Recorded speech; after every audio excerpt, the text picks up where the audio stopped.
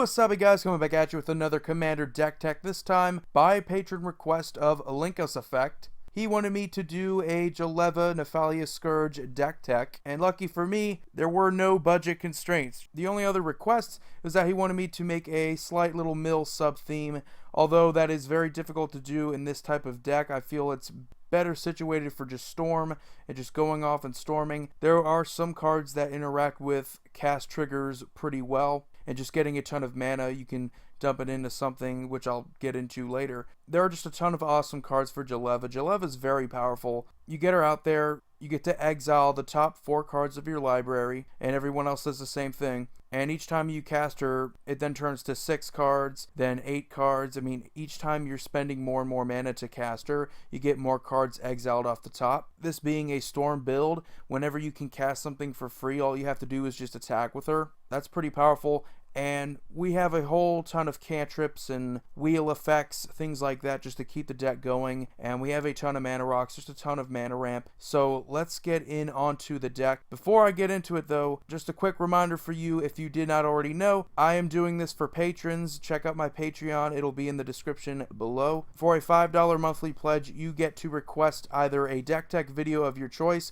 or a top 10 video of your choice. Now, preferably videos I haven't done before, but if it's different enough, I will consider it. I definitely appreciate all your support, and Linkos Effect, I appreciate you, man. Awesome. Thanks for being an awesome patron. So first here we have to discuss Artifact Ramp because it's so important, because you already know the card we're going to be talking about here coming up. We play Mana Crypt, Chromox, Mana Vault, Soul Ring, Grim Monolith, and Gilded Lotus. All of these are so valuable in Storm because we do play a card called Paradox Engine, and if we're able to get that out, all of these effectively give us infinite mana. We play a ton of cantrips, and usually that's how we win. It's important to have artifacts that tap for multiple mana, so if you get a Gilded Lotus out there, that's the best case scenario. But any of these in any combination is usually going to be a good time. We also need colored artifacts, because it's enough just having a ton of, Grim Monoliths and Mana Vaults, things like that, that tap for 3 colorless, but we also need things that tap for colored mana or filter our mana, and the signets do a pretty good job of doing that. So we play all 3 of the signets in these colors, and we also play Fellwar Stone just to give us even more color options. They also play Talisman of Dominance and Indulgence, practically signets, but they can tap on their own without having other mana to filter, and they do deal 1 damage to you, so just yet another option. Aside from that, we want to make our spells cost cheaper, so how we do that is pretty simple. We play cards like Helm of Awakening, which makes everything cost a generic 1 mana less for everyone's spells, so try to win on the turn you play this. Baral, Chief of Compliance, makes your instants and sorceries 1 less, which is pretty good. We don't play any counterspells in this deck, so we don't need to worry about the extra card draw we can get. He's good enough being a 2 mana creature that makes our instants and sorceries 1 less. Nightscape Familiar makes our red and blue spells cost 1 less. And Goblin Electromancer makes our instants and sorceries cost 1 less. I'm going to change it up here a little bit. Usually I go over other consistency spells, things like that, before I actually get on to the win cons. So what we have here is just a ton of awesomeness. We play Doomsday, and you're going to see why we have a ton of awesome win cons to choose from, and we have a ton of cantrips, so worst comes to worst. We also play Laboratory Maniac. I just didn't feel like putting it on this video, just because I don't really think it's the optimal win con. It's sort of like, if worst comes to worst, you have it in your deck, and you can just easily deck yourself out. But we have a lot more efficient, a lot more reliable win cons than Laboratory Maniac in this deck, such as Aetherflux Reservoir and Paradox Engine. These 2 are practically going to give you the win. If you have enough cantrips to fuel the Paradox Engine and your mana rocks, you could just keep gaining life, pretty much just your basic Storm deck. So you should be able to get a ton of cast triggers, and Paradox Engine is going to keep you going, and the Aetherflux Reservoir is going to win you the game. Mind's Desire, just another good Storm card. If you get enough cast triggers, you're practically going to win the game with this card. Now we also play a small sub-theme of mill in the deck, which we have in the form of Consuming Aberration and Mind Grind, both of which are very fun ways to mill your opponents out. They basically make it to where you mill your opponent out if they don't have a certain number of lands. Consuming Aberration, pretty much just hilarious with Paradox Engine. You get a whole lot of cast triggers and just keep cantripping your way to milling your opponents out that way. And Mind Grind is awesome because we should be getting a ton of mana off the Paradox Engine to where we can just dump a whole lot of it into X and force our opponents to mill that way. And if none of this works on the turn we want it to work, we always have this to fall back on in the form of Time Warp and Time Stretch. If you can't win on your turn, never hurts to win the following turn or the turn after. And hey, even if you can't win by taking extra turns, guess what? We also play Yawgmoth's Will and Past in Flames, so we can get a lot of these spells back. Never hurts, and it's always funny. Now, even though this is typical Storm, and I don't usually play removal spells or counter spells or anything like that, in Storm, I do feel like we need some removal.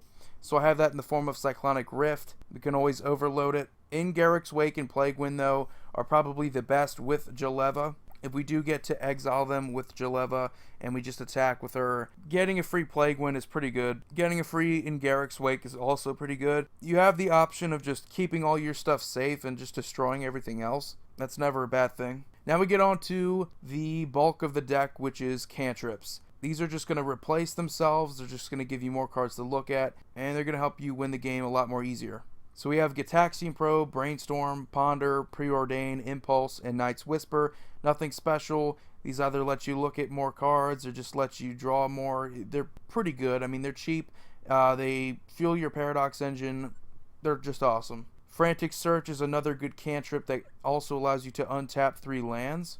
Wheel of Fortune, Windfall, Whispering Madness, and Time Spiral. All of these just help us just dump our hands and just get a ton of cards back. We're not always guaranteed to get a ton off of our regular cantrips, so whenever we can just wheel and get something better, it's always awesome. And it's usually what we look to finish with. So a lot of times it's not hard getting a ton of mana off the Paradox Engine, but once we do play cards like Wheel of Fortune, things like that, it does make it a lot easier for us to just see more cards, build up our storm count, and just win that way. Now, since this is very dependent on cards like Paradox Engine, Aetherflux Reservoir to really work well, and even if you want to go the whole sub-theme route and play with a Consuming Aberration or a Mind Grind, we do need some tutors. We always need tutors. We have that in the form of Gamble, which is a gamble, but if you are able to draw a ton of cards, it shouldn't be that big of a deal. Vampiric Tutor, more precise, allows you to search for pretty much anything you want put on the top of your library. Mystical Tutor, the same thing, but for just instants and sorceries. Demonic Tutor, the best tutor, allows you to get pretty much anything you want. We play Fabricate to search up any artifact we need, whether it's our Paradox Engine or Aetherflux Reservoir, our many different artifacts that we ramp with. I mean, there's a ton of options. We also play Dark Petition because it also is kind of like a Demonic Tutor and a Dark Ritual in one. And we do like to ramp up, so in order to do that, we play cards like Dark Ritual, Cabal Ritual, and High Tide. These aren't 100% necessary, especially High Tide is a little bit more iffy, but if you're able to get these off and just get a ton of mana because of these, it's going to help you earlier in the game more often than not. Late game, these aren't that important. Early game, they help your setup. Pretty valuable. So anyway, guys, that's pretty much the gist of the deck. I mean, Jeleva is not unlike any other Storm deck that you've seen before. I know if you've watched any of my videos in the past month or two, you'll know that I'm absolutely in love with Commander Storm decks. And a lot of these are Grixis, because Grixis has just the best colors for Storm. You have wheels, you have these Dark Ritual type effects, you have all these different tutors and different combo pieces, and it works very well with cards like Paradox Engine. And really, the deck is centered around Paradox Engine. I know I've said the card's name 1,000 times already. It really is the center of the deck. It's really what makes everything work well, and if you're able to get it out early, like, you should be able to get this out turn 3, no problem, and then just go off and win the following turn, or that turn if you're able to.